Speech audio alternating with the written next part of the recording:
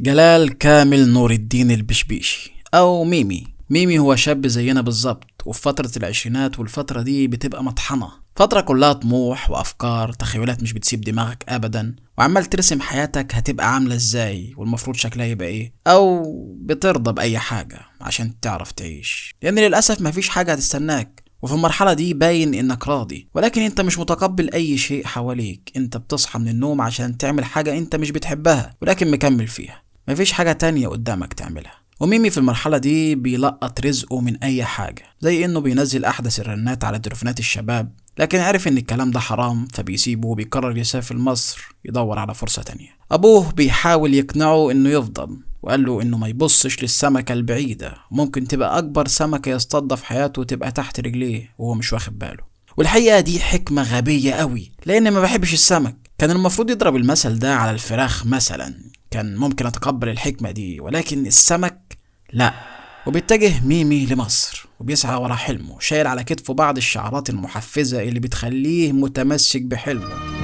من أهم خطوات النجاح أن تؤمن أن بداخلك منجم ذهب من الذكاء يمكن أن يصل بك إلى قمم النجاح. الكلام ظاهريا يبان منطقي، لكن صدقني لما أقولك إن الكلام ده أبعد ما يكون عن الواقع. كمية الناس اللي بتقع مرة ورا مرة والنهاية دايما بتكون سيئة وبتدمر فرصها بإيديها وبترمي مواردها للعدم بسبب المعتقدات دي. الطموح حلو وكل حاجة، ولكن قريت مرة قبل كده إن الطموح نصه حقيقي والباقي منه أوهام. أولى وظايف ميمي إنه اشتغل عامل كعادة أغلب الشباب حاليا، بيخبط في أي حاجة في الأول لحد ما يلاقي حاجة في مجاله، والأغلب ما بيلاقيش وبيفضل مكمل زي ما هو، لأن الالتزامات بتكتر والمسؤوليات بتزيد فالمجازفة بقت مستحيلة. ميمي شغال منبه، مشرف على العمال، ومواعيد العمل جميلة قوي. احنا شغلنا بسيط جدا، بيبدأ الساعة 7 وينتهي الساعة 7. ده إيه الشغل اللي بيخلص في ساعتها ده؟ قصاد المكان اللي شغال فيه فيلا، بيبص من الشباك صدفة بيلاقي بنت صغيرة بتلعب بطيارة بتقع في حمام السباحة وعلى وشك الغرق، وبسرعة ميمي ما بيفكرش وبيروح ينقذها. وبتبدأ فعلا أولى خطوات ميمي للنجاح، وبيتعرف على فاروق بيه. ميمي خلص الشغل اللي كان جاي يقضيه هنا في القاهرة وعلى وشك انه يرجع بلده تاني او يروح يقلب رزقه في حتة تانية، ولكن فاروق بيه بيعرض عليه انه يقعد هنا ويدي بنته درس في العربي، لان ما شاء الله ميمي كان ضليع في اللغة العربية.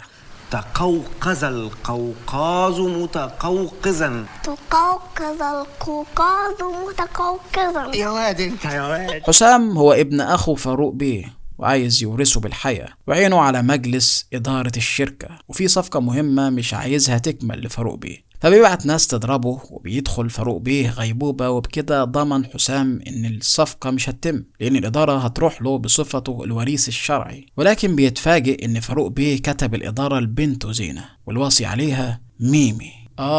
ميمي شايف التحول في الوظائف من عامل لرئيس مجلس إدارة. ميمي بيخاف طبعا، هو أتفه من كده بكتير ومش قد حاجة زي كده. الخوف هو أكبر عائق بيفصل بيننا وبين اللي احنا عايزينه، ولكل شخص قناعاته اللي بتربطه بأهدافه وكيفية الوصول ليها. إلا إن دايما المجهول بيخبط على باب الخوف، فيه اللي بيقدر يتخطى وبيتغلب على مخاوفه، وفيه اللي بيسيطر عليه الخوف بشكل كبير فبيخليه ساكن مكانه ومش بيتحرك ولا بياخد أي خطوة حتى، فبيخسر كتير على مدار حياته.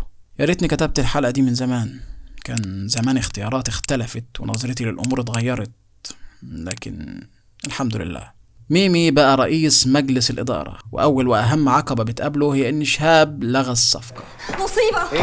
شهاب لغى الصفقة. لكن ميمي بيروح لشهاب وبيقنعه يرجع الصفقة، وبيضاعف الشرط الجزائي لو ما استلمش طلبياته في ميعادها. ونجح ميمي إنه يرجع أهم صفقة للشركة، وبيحقق مقولة افعل ما تخاف، وإن الشيء اللي أنت كنت خايف منه قدرت تعمله بسهولة ونجحت فيه كمان. إحنا دايما كده، احنا كبشر مدفوعين دايما لإعطاء معنى للمجهول وبنديله أكبر من حجمه. لكن حسام ما خلاش الفرحة تكمل وفصل الكهرباء عن الدفعة الأولى من الصفقة فباظت، والتجار اللي كانوا متفقين معاهم يوردوا باقي الدفعات رجعوا في كلامهم، وحسام هيشتري منهم بضعف الثمن، وميعاد أول دفعة قرب وغالبا مش يقدروا يكملوا. شامم ريحة فشل، أصلا عارفه ريحته نفاذة.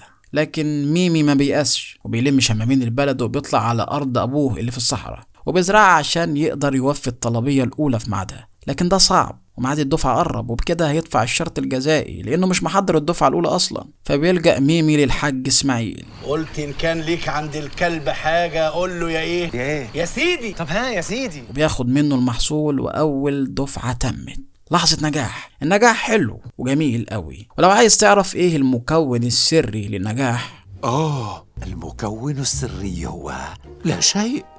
طيب خلينا نتكلم جد شوية. سأل شاب صغير سقراط عن سر النجاح، فطلب منه انه يقابله بالقرب من النهر تاني يوم الصبح. واتقابلوا تاني يوم، وطلب سقراط من الشاب انهم يتكلموا في اي حاجة وهم بيعوموا في النهر. ولما وصلت مية النهر لحد رقبتهم كده، فاجئ سقراط الشاب وزقه تحت المية، والشاب بيحاول يخرج بالعافية، ولكن سقراط كان قوي ورجعه تحت المية تاني. ولما كان على وشك انه هيموت، خرجوا سقراط من المية. وأول حاجة عملها الشاب هي إنه خد نفس عميق قوي. وهنا سأله سقراط: إيه أكتر حاجة كنت محتاجها تحت المية؟ فالشاب جاوب: الهوا. فقال له سقراط: هو ده سر النجاح. اتفرج على العمال بتاعت سقراط، كان هيموت الولا عشان الكلام الخايب ده. سقراط يقصد إن مفيش مقومات للنجاح، وإن المكون السري لحساء المكون السري لا شيء، وإن مخطوط التنين المقاتل اللي هتديه القوة عشان يكسب تاي لونج فاضية.